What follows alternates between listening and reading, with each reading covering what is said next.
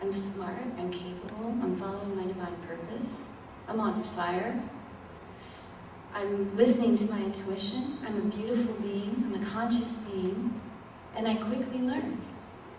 I learned to do this presentation, this little PowerPoint thing I'm doing, in a day, which I'd never done anything. I watched a 5-minute YouTube video. I tapped, I sweated, I breathed. I watched a little 8-year-old kid show a few things, and then I adjusted my meridians to download that information and learned how to do this and make all the little animated graphics. It was really fun.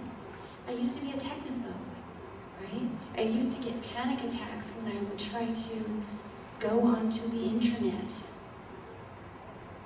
So anything, including new skills that you want to learn, whether it's driving a car or learning a language, you can tap the distress out of your nervous system that came from your school experience, or came from, I'm a blonde, so I can't do this, or I'm a woman, so I can't do this, or I'm a guy, so I can't do this, or whatever that is, including opening your heart.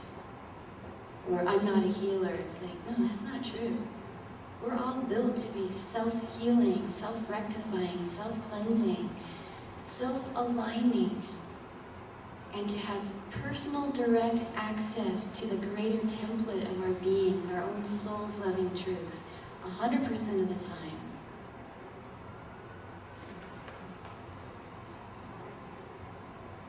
So a cool thing about this technique is it also heals PTSD. Do you know what PTSD stands for? Post-traumatic stress disorder. You hear a lot about the veterans these days who are coming home and killing themselves.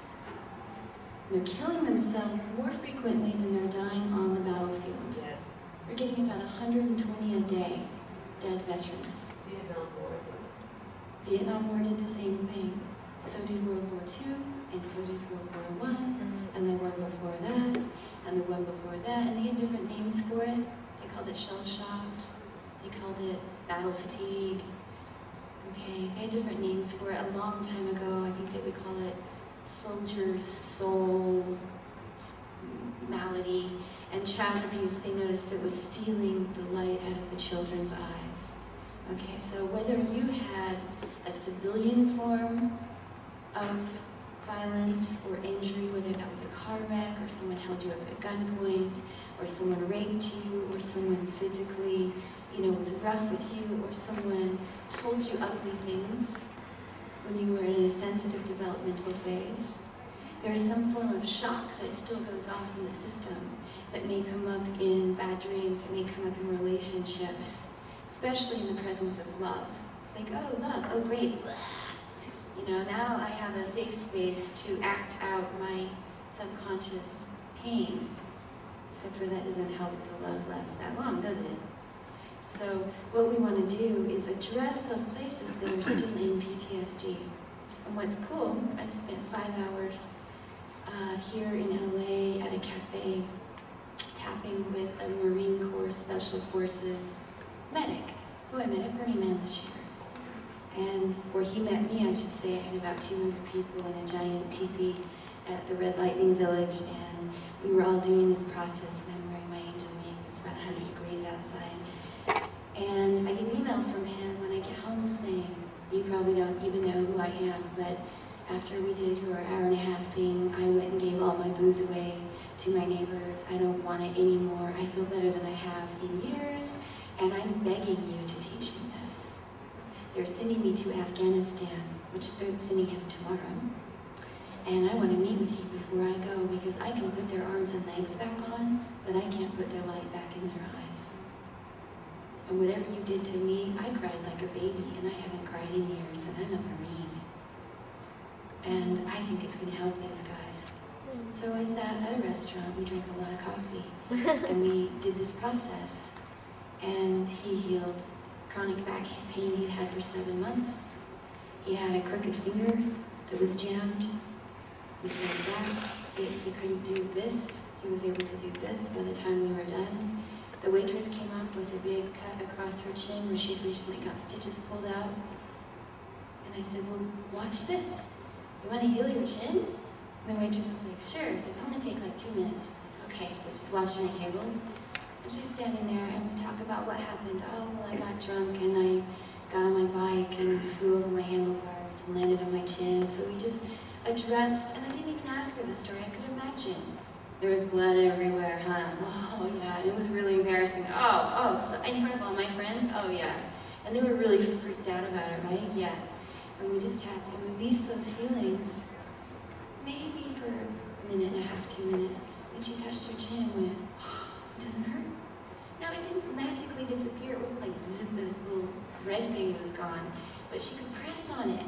So we had fast forwarded what was happening underneath the skin and took it like 2 weeks out.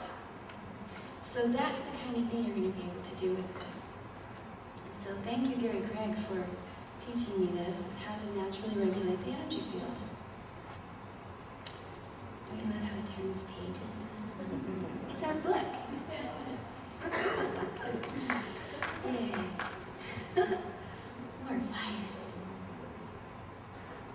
We are made of energy. The Chinese discovered the meridians 5,000 years ago and invented acupuncture to facilitate the energy flows in the ley lines of the body. For the body and mind to function optimally, the energy must flow unimpeded. Well, yeah, right? Watch this.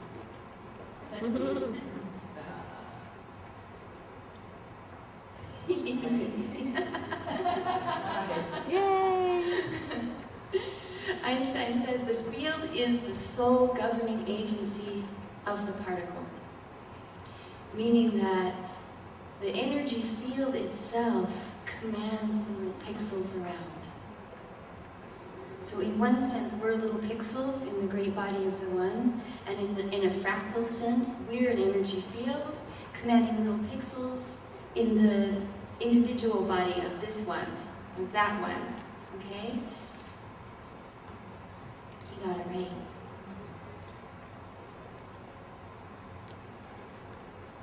Meridians conduct electricity, and there it is, your meridians. So take a look at that for a second, and just notice how, other than some places on your legs where the meridians are more spread out, there's almost no place on your body that you could touch that's not a key meridian line. So what we're going to do is we're going to tap on the points that are closest to the end of the line on those meridians, because they have a slightly stronger electrical charge. And as you thump on those points, you're going to be pulsing sound, heat, and light and energy through those little points, and it's going to run down those lines and pull the short circuits physically out of your body. Now, all the meridians are one meridian, actually. It's like a long piece of thread that you might like sew a garment with. It looks like lots of little stitches in different places, but if you were to pull on that thread, that whole piece of the garment would come undone, right? So, although you're stimulating one meridian line, you're actually vibrating all the meridian lines at each point that you do. So, this process doesn't care which meridian you start with. It doesn't care if you even skip a meridian here or there. It's still going to work. I mean, how easy could they make it? Love everything. Touch yourself anywhere. Say it's going to be okay.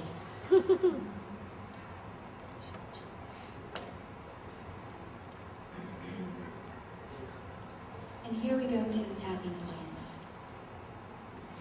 So, oh look, it's tapping.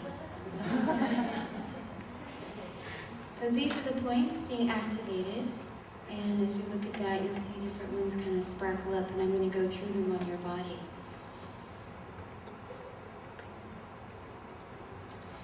So everyone just do these points with me for a second. Okay, so I'll show them on my own body with you. So the first thing we're going to do is find a point somewhere in the chest, under the collarbone and the upper pectoral muscle. You're actually stimulating your lymph system. And rub around on either side until you find a sore spot in there. Find one? And I like to start here. Different practitioners start often at the side of the hand here, but I like to start here because it's straight to the heart of the matter.